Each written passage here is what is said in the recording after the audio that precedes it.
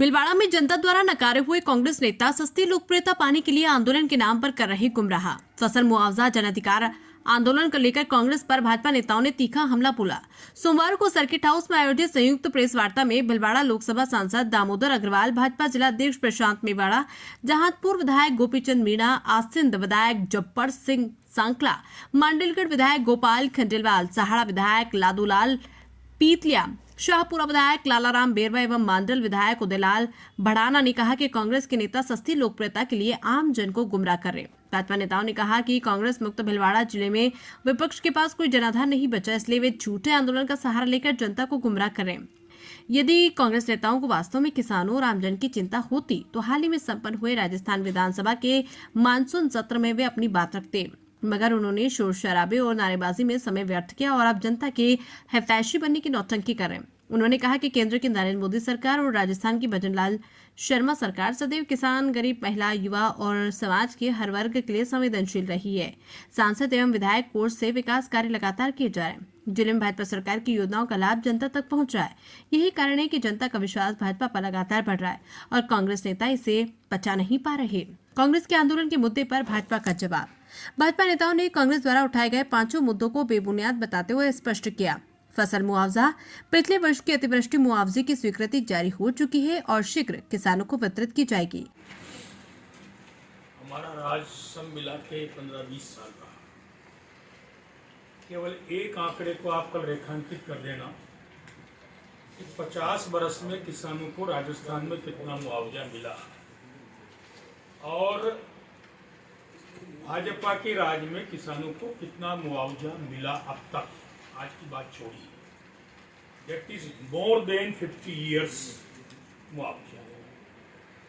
पहली बार भाजपा की सरकार ने, जहां पहले 50% से अधिक खराबे पर नुकसान की भरपाई करते थे, एक बड़ा नीतिगत निर्णय करते हुए 1/3 भी अगर फसल खराब हुई है तो मुआवजे का हकदार है।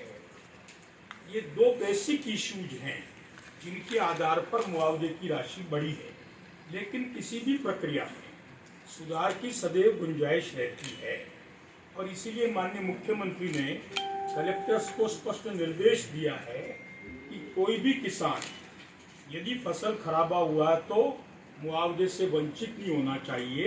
पटवारी बहुत ही माइक्रो लेवल पर ऑब्जर्वेशन करके और गिरदावरी को ठीक करे ताकि किसानों को उचित मुआवजा मिल सके। इस वर्ष की गिरदावरी रिपोर्ट भी राज्य सरकार को भेज दी गई और मुआवजा दिलाने के लिए सरकार प्रतिबद्ध है। सरपंच प्रकरण, ये मामला न्यायालय में विचाराधीन है, इसलिए इस पर आंदोलन करना गलत है। ग्राम पंचायत परिसीमन, ये निर्णय जनहित को ध्यान में रखकर किया जा रहा है ताकि योजनाओं का लाभ अधिक से अधिक लोगों को पहुंचाया जा सके। विद्यालय भवन, चर्चर विद्यालय की मरम्मत व निर्माण के लिए राज्य बजट और DMFT फंड से राशि स्वीकृत की गई है। सीवरेज कार्य को लेकर सरकार और प्रशासन गंभीर है तथा जनता को किसी भी प्रकार की परेशानी नहीं होने दी जाएगी। भाजपा नेताओं ने कहा कि भीलवाड़ा की जनता जनार्दन समझदार है, जिन्हें झूठी बयानबाजी से कोई भ्रमित नहीं कर सकता। यही कारण है कि विधानसभा लोकसभा चुनाव में जिले की जनता ने कांग्रेस उम्मीदवारों को नकार कर जिले की कांग्रेस मुक्त बना दिया था। भीलवाड़ा से संवाददाता विजय भारद्वाज की रिपोर्ट। जी बताएं सर। जी बताओ। इस वर्ष हुई जिले में अतिवृष्टि से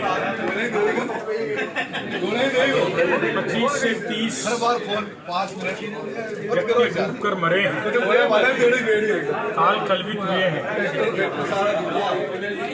हम सब शोकाव्यक्त के साथ हमने प्रेस वार्ता शुरू करी है। उन्हें उचित मुआवजा मिले, इसका हम सबका प्रयास है। जिले में किसानों की फसलों में बहुत भारी नुकसान हुआ है। हमारे माननीय मुख्यमंत्री जी का निर्देश है कि रेवेन्यू विभाग, कलेक्टर्स माइक्रो ऑब्जर्वेशन के साथ उनकी रिपोर्ट बनाकर भिजवाएं ताकि प्रत्येक नुकसान ज़दा किसान को उचित मुआवजा दिया जा सके।